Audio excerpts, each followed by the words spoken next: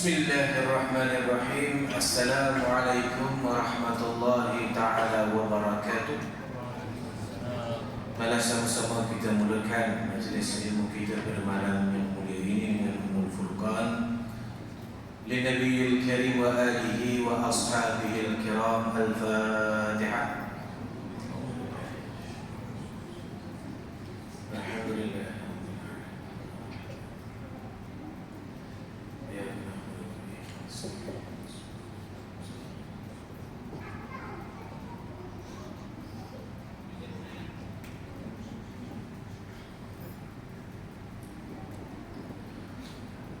Alhamdulillahi Rabbil Alamin. Alhamdulillahi alladhi an'ama alayna bil iman wa hadana ila dinil Islam. Alhamdulillahi alladhi ja'alana min ummati Sayyidina Muhammadin sallallahu alaihi wasallam. Kullama dzakarahu dzakiruna ghafala an dzikrihi al-ghafilun. Ya Rabbi bil Mustafa balligh maqasidana واغفر لنا ما مضى يا واسع الكرم يا سيدي سندي روضي ويا مددي كل ظهير من الأعداء بالمدد مجير حفظي وخذ بيدي مدى مددي خليفة الله فينا يا محيي الدين مرادي يا مرادي يا مرادي مرادي شيخ قدير الله مرادي وشوقي أنت يا كتب الزمان وجودي مظهر الله سلطانه اللهم صل على حبيبك ورسولك سيدنا محمد أشرف المخلوقين وعلى آله وصحبه ومن تبعهم بإحسان إلى يوم الدين. قال رب اشرح لي صدري ويسر لي أمري واحلل عقدة من لساني يفقهوا قولي. قال سبحانك لا علم لنا إلا ما علمتنا إنك أنت العليم الحكيم ولا حول ولا قوة إلا بالله العلي العظيم. Yang dihormati sahabat saya Bilal Amirul Ashraf, yang berusaha, tuan-tuan, perempuan, adik-adik yang dirahmati Allah Subhanahu wa Ta'ala sekalian. Pertama dan terutamanya, marilah sama-sama kita panjatkan rasa syukur kita, puji kita kehadirat Allah Subhanahu wa Ta'ala, kerana dengan izin dan limpah kurnia, inayah serta riayahnya pada malam yang penuh mulia ini, Allah Subhanahu wa Ta'ala mengizinkan kita dalam kesibukan kita menguruskan urusan dunia. Allah Subhanahu wa Ta'ala memberikan kita satu peluang, satu masa untuk kita turut sama-sama solat fardu secara berjamaah. Kemudian kini kita berada dalam majlis ilmu, yang mana majlis ilmu ini mempunyai fadilah dan rahmat serta berkat yang tinggi di sisi Allah Subhanahu wa Ta'ala. Yang kita perolehi masa sedikit ini yang kita berikan untuk menambahkan ilmu kepada Allah ini merupakan nikmat yang Allah beri kepada kita. Adapun saudara mara kita, saudara jiran tetangga kita, sahabat-sahabat kita, mereka Allah uji mereka dengan kesibukan tanpa Allah beri mereka nikmat ini. Kita yang dapat nikmat ini bukan menunding jari, bahkan kita kena bersyukur sebab Allah pilih kita untuk berada dalam rumah-rumah Allah dan kita dapat berada dalam majlis ilmu. Alhamdulillah thumma alhamdulillah. Jadi tuan-tuan hadirin yang dirahmati Allah, bak kata pepatah Melayu, tak kenal maka tak cinta. Senyap dia tu, first time nak kuliah. Pesan dah pernah ada patutnya lebih rancak. Sana rancak, sini rancak, mana-mana rancak. Syak dia kita ni. Baik, tuan-tuan, nama diberi Muhammad Aswad bin Sulaiman, berasal dari Johor, kini berkhidmat di Askar di Malaysia di Johor. Askar di Malaysia maklum dalam bahasa Inggerisnya Johor Military Force atau bahasa singkatannya JMF, yang berada di Datin Halimah itu. Sebagai pegawai agama, jadi bukan askar. Karena askar badannya tak macam ni kan, boleh disebut askar, kenapa ada lain macam. Sebab kita pegawai agama, walaupun pegawai agama tetap mengikuti aktiviti-aktiviti yang telah ditetapkan oleh Askar dan berkaitan dengan ke bawah Duli Tengku Mahkota Johor. Jadi tuan-tuan hadirin yang dirahmati Allah, insyaAllah terima kasih atas jemputan. Saya pun first time sampai di tempat ni. Biasa dah lalang je Residensi Prima Tebrau. Alhamdulillah, moga kawasan ini, penduduk di sini yang ada inisiatif untuk adakan satu musalla sebagai salah satu usaha meningkatkan syiar agama Allah untuk berhimpun, diberkati, dirahmati, dan residensi ini diberikan naungan perlindungan daripada Allah Subhanahu wa ta'ala. Amin Allahumma amin. Jadi tuan-tuan hadirin yang dirahmati Allah Subhanahu wa ta'ala, di atas muka bumi ni tuan-tuan, ada satu tempat, ada satu kawasan di atas muka bumi ini yang Allah kurniakan kawasan itu taman syurga. Kat mana? Kalau orang pergi haji, pergi umrah, dia tahu kan? Raudah. Kenapa sebut Raudah? Raudah tu taman. Dalam bahasa Arab, Raudah tu taman. Tapi yang disebut Raudah di Madinah itu taman syurga yang Allah beri kepada kita. Jadi sampai di bumi Madinah tu, kalau kita tengok orang pergi Raudah ni, berebut-rebut lari dia, sebab dapat peluang ada dalam taman-taman syurga. Doa sejaya Allah mustajabkan sebab taman syurga. Berdasarkan hadis baginda Nabi sallallahu alaihi wasallam, ma'ala mimbari wa baiti raudatin min riyadil jannah. Di antara mimbar dan rumahku itu merupakan taman daripada taman-taman syurga Allah Subhanahu wa ta'ala. Jadi itulah yang dinamakan Raudah, yang dikejar, lari semua, berebut nak sembahyang, nak berdoa. Kalau boleh sembahyang sunat tu tak nak tukar-tukar. Orang kat belakang tunggu pun dia tak nak kan? Sebab dia rasa berpeluang ada dalam taman syurga. Akan tetapi tuan-tuan, ada lagi satu taman syurga. Tak ada pula orang rembut, tak ada pula orang nak bertumbuh, tak nak bertumbuk ke berlari, tak ada. Sebab tak kenal mana tu taman syurga yang lagi satu. Ada lagi satu taman syurga, senang, mudah, tak payah pergi Madinah. Ada dengan kita, tapi tak ada orang rebut pun, tak ada orang kejar pun, tak ada orang lari pun, sebab tak tahu. Maka baginda Nabi sallallahu alaihi wasallam pada satu ketika sabda kepada sahabat-sahabat Nabi. Nabi kata, "Wa idza marartum bi riyadil jannah farta'u." Nabi kata, jika kalian lalu jalan di samping taman-taman syurga, farta'u, berhentilah, duduklah sekejap. Maka sahabat tanya, "Ma bi riyadil jannah?" Kat mana pula taman-taman syurga tu ya Rasulullah? Maka Nabi bercakap, Nabi bersabda, "Wa tulika dzikr." Halaqah zikir, majlis-majlis zikir atau majlis-majlis ilmu. Nabi sabda, kata-kata Rasulullah, majlis ilmu, majlis zikir, apa juga majlis yang berkaitan mengingati Allah, itu merupakan taman-taman syurga. Jadi kita malam ini berada dalam majlis ilmu. Maksudnya kita berada dalam taman syurga Allah Subhanahu wa ta'ala. Ini saya sebut, tak payah rebut kan? Tak payah lagi, tak payah ambil tiket, ambil visa. Cukup ada niat, ada kesungguhan menjejakkan kaki ke dalam majlis ilmu. Bila duduk dalam majlis ilmu ni, apa kelebihannya tuan-tuan? Nabi SAW sebut majlis ilmu ini dipayungi dengan para malaikat rahmat Allah.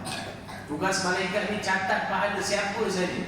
Siapa saja yang ada duduk, walaupun dia tidur, walaupun dia sandar, walaupun dia meniarap, apa sekalipun dia, catatkan pahala untuk dia ampunkan dosa, walaupun dia tak dengar ilmu.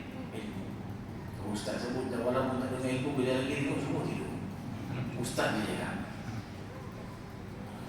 Maksudnya apa? Allah beri kerahmatan, berkat siapa saja ada dalam majlis ini. Itu spesialnya majlis ilmu.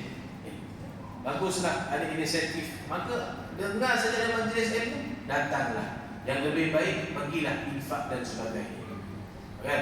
Sediakan makan, minum sedikit. Bukan ustaz datang nak makan, tapi salah satu sunnah baginda Nabi. Ini saya sampaikan kepada tuan-tuan, ingat wasiat baginda Nabi sallallahu alaihi wasallam, wasiat baginda Rasulullah sallallahu alaihi wasallam. Nabi sampai di bumi Madinah, Nabi hijrah kan? Daripada mana? Nabi berhijrah dari Mekah Al-Mukarramah ke Madinatul Munawwarah. Nabi sampai di bumi Madinah, tuan-tuan, Nabi buat satu kuliah, satu tazkirah. Dalam tu Nabi sebut Nabi punya wasiat. Apa Nabi sebut? Kama qala Rasul sallallahu alaihi wasallam, ayyuhan nas, wahai sekalian manusia, afshus salam, sebarkan salam, sebarkan khabar-khabar gembira. Wa it'amut ta'am, bagilah orang makan, buat majlis, bagi orang makan.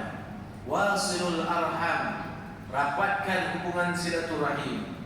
Wassalatu bil-laili wan nasi niyam, solatlah pada waktu malam dikala manusia lain sedang menyati tidur. Ada 4 wasiat Nabi. Apa yang pertama tadi? Afshus salam, sebarkan salam. Selisih di selisih di tangga, selisih di pagi, orang jiran kita, orang Islam bagi salam. Bukan oi. Itu orang Islam dah ada assalamualaikum. Itu wasiat Nabi yang pertama. Yang kedua, bagi makan. Ada lebih sikit rezeki, datang singgah surau main maghrib, beli lah kuih RM3 letak je kat belakang tu, ada yang nak makan.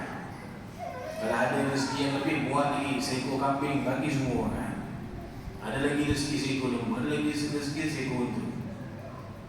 Macam itulah gaya ni kalau kita Yang ketiga, wasilul arham, hubungan silaturahim kena jaga. Jangan bermusuh-musuhan, jangan berprasangka, jangan mengadu domba, jangan fitnah.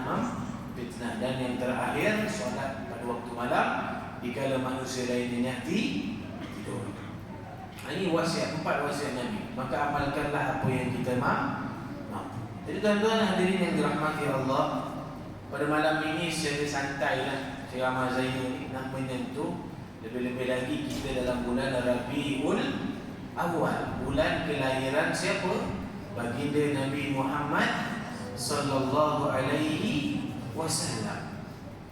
Maulud Nabi 4 hari bulan.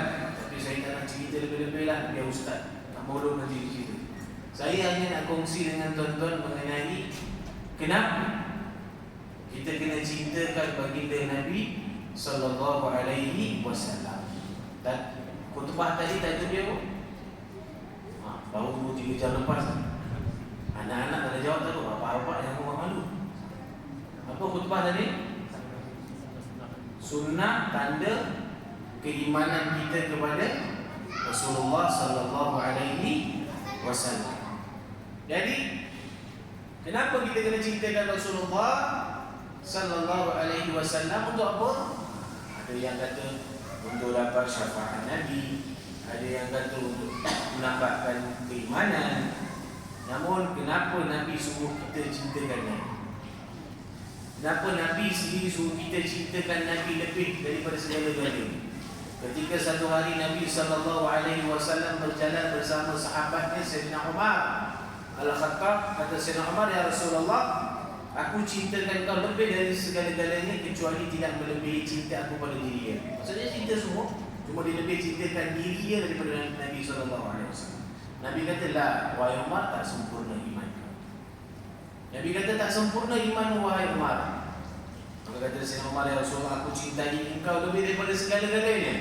Maka Nabi jawab, baru sempurna iman kau. Nabi bersabda, la yu'minu ahadukum hatta akuna ahabba ilaihi min waladihi wa wuldihi wa nasi ajma'in. Tidak beriman salah seorang di antara kalian selagi mana tidak kalian cintai aku lebih daripada ayah, isteri, anak-anak dan manusia-manusia yang lain. Barulah dikatakan seorang itu beriman. Kenapa Nabi sebut macam tu? Kenapa kena cintakan Rasulullah ni?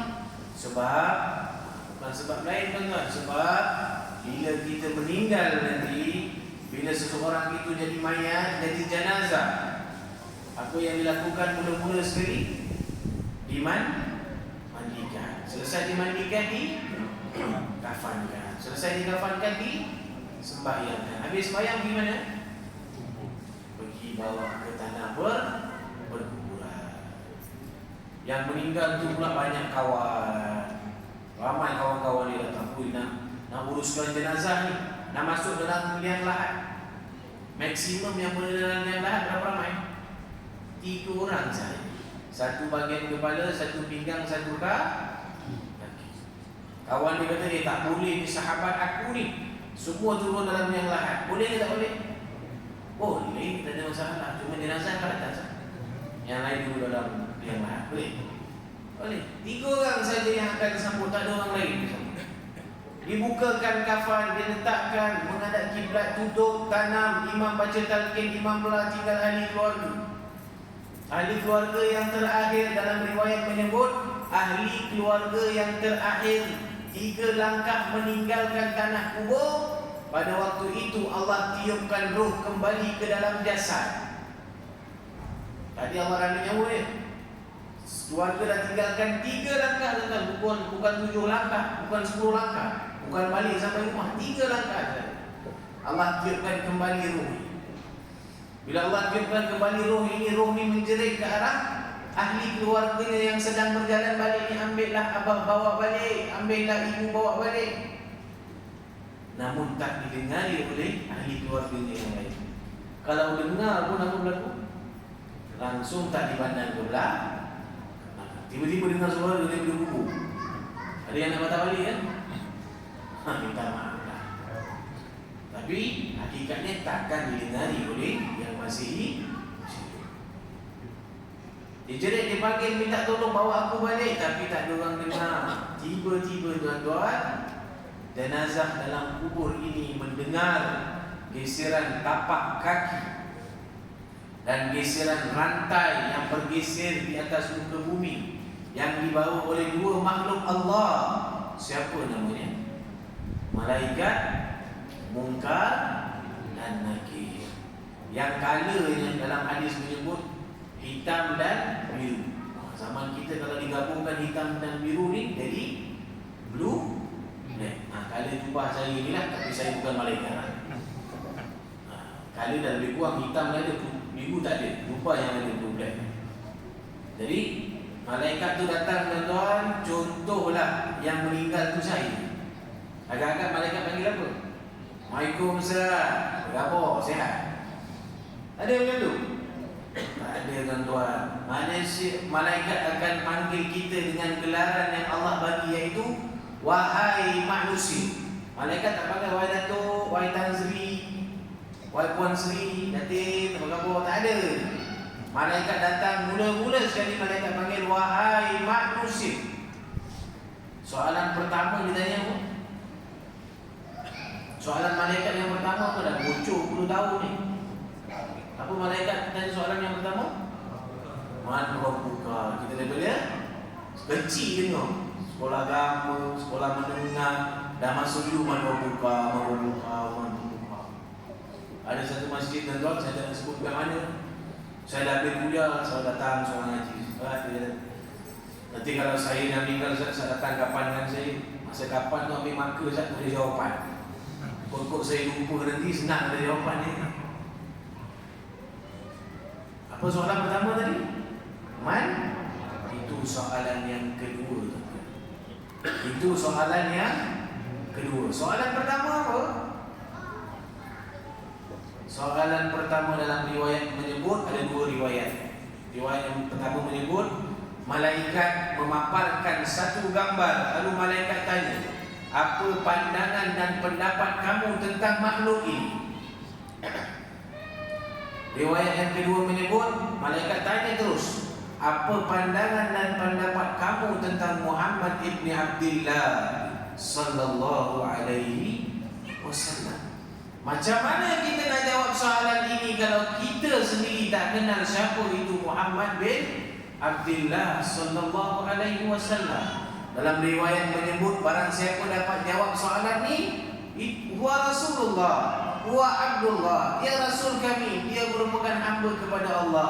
Lalu terus mayat ini bersaksi mengucap 2 kalimah syahadat, asyhadu an la ilaha illallah wa asyhadu anna Muhammadar Rasulullah. Maka dalam riwayat menyebut, jika jenazah ini, mayat ini menjawab dengan jawapan sedemikian, maka malaikat kata alhamdulillah, sesungguhnya kami dah tahu engkau akan jawab soalan ini.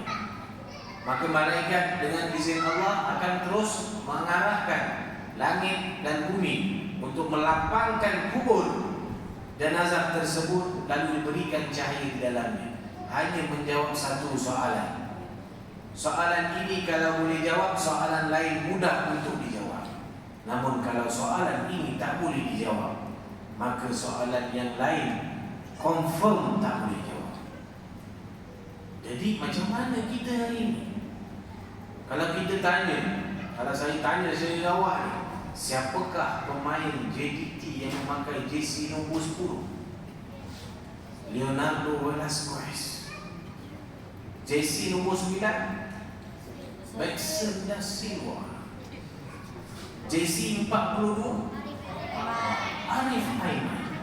Siapa sahabat Nabi SAW yang melakukan azan yang pertama?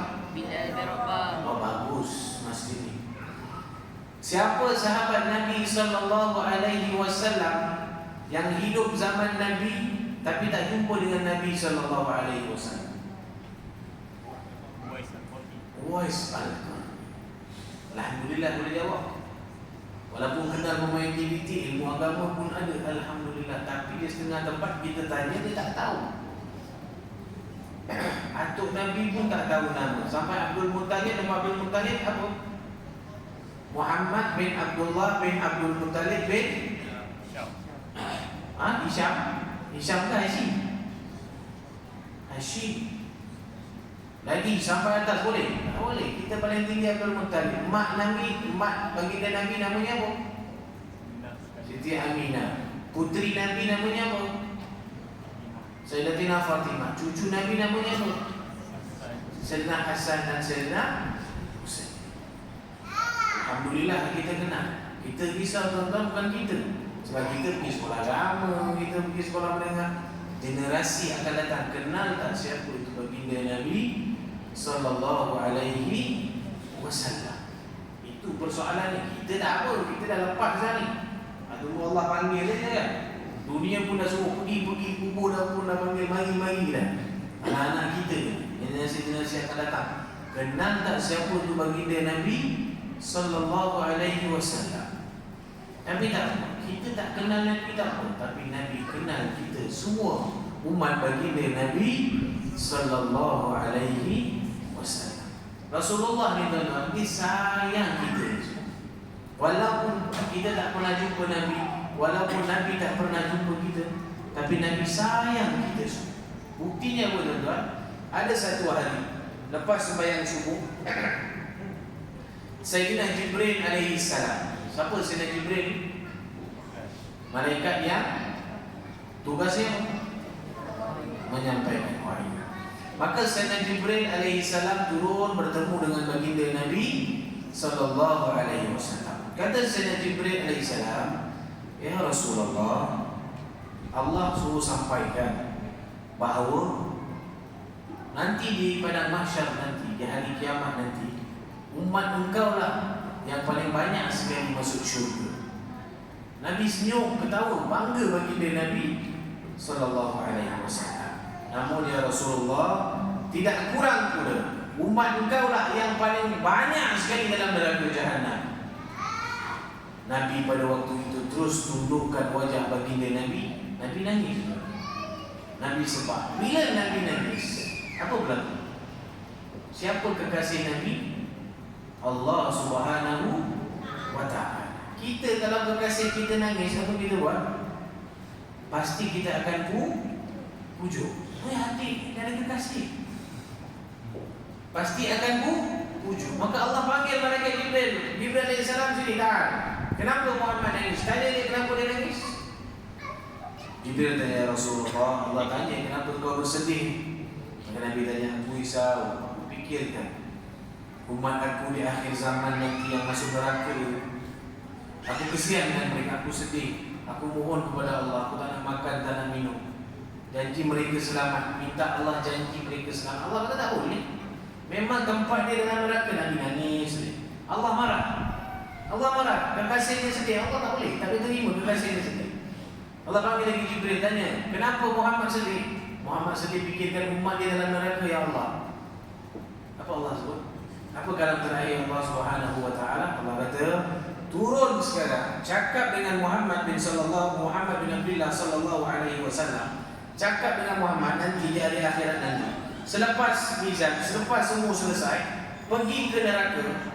Tengok umat dia yang semua dalam neraka itu, yang mana dalam dirinya hanya sebesar zarah imannya, cukup sebesar zarah, ambil mereka campak dalam syurga Allah Subhanahu wa taala. Yang mana confirm dalam neraka, Allah cakap pergi, suruh Rasulullah pergi tengok mana iman dia sebesar zarah, ada saja iman kepada Allah dan Rasul, ambil campak dalam syurga Allah Subhanahu wa taala. Barulah Nabi tersenyum. Sebab siapa tuan-tuan? Sebab baginda Nabi sallallahu alaihi wasallam. Sebab tu kita kena cintakan Nabi, sebab tu kita kena sayang Nabi sallallahu alaihi wasallam. Macam mana nak sayang Nabi, macam mana nak cintakan Nabi? Ikutlah contoh akhlak baginda Nabi sallallahu alaihi wasallam. Ikut sunnah-sunnah Nabi. Nabi suka pakai jubah, kita pakai jubah. Nabi suka pakai serban, kita pakai serban. Tak mampu pakai serban, pakai kopiah. Apa sahaja yang disukai Nabi, kita ikut. Nabi suka pakai wangi-wangian, kita pun pakai wangi-wangian. Itu sunnah baginda Nabi sallallahu alaihi wasallam. Sebab tu tuan-tuan, orang yang mencintai Nabi, dipanggil para pencinta atau para asyik. Orang-orang yang asyik mencintai baginda Nabi sallallahu alaihi wasallam. Apa sahaja yang berkait dengan Nabi sallallahu alaihi wasallam, mereka nampak, mereka cium, mereka hargai, walaupun hanya bentuk capal baginda Nabi sallallahu alaihi wasallam. Di kopiah saya ini bentuk capal, dia nampak ni boleh pergi dia cium.